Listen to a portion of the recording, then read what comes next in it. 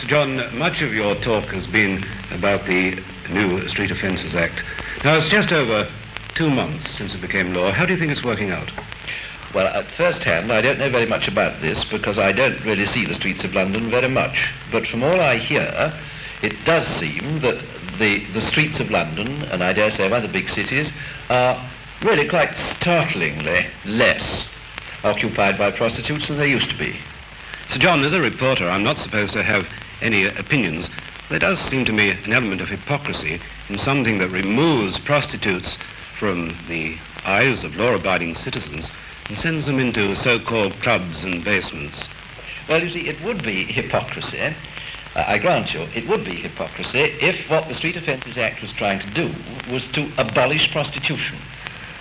What the Street Offences Act was trying to do, as I gather, was to preserve public order and decency. And this is, I'm sure, the point at which one's got to make a quite clear distinction between what it's the duty of the law to do, on the one hand, in the field of crime, and what, on the other hand, is a matter for individual, personal, moral responsibility, which is not the same thing as the law. So what are your thinkings, or what are your thoughts now on prostitution itself? On prostitution itself, I would regard prostitution itself as one of the apparently ineradicable, but extremely serious ills, diseases, if you like, of civilization. I mean, apparently it's always existed in one form or another. That's not to say that it's something that we've got to put up with.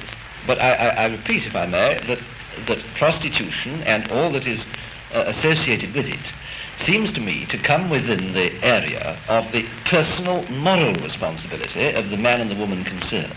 And the more you try to deal with a problem like prostitution itself, as distinct from soliciting and cluttering up the streets, the more you try to deal with a thing like prostitution itself by legal enactment, the more you are reducing the area of the personal moral responsibility of a man and a woman.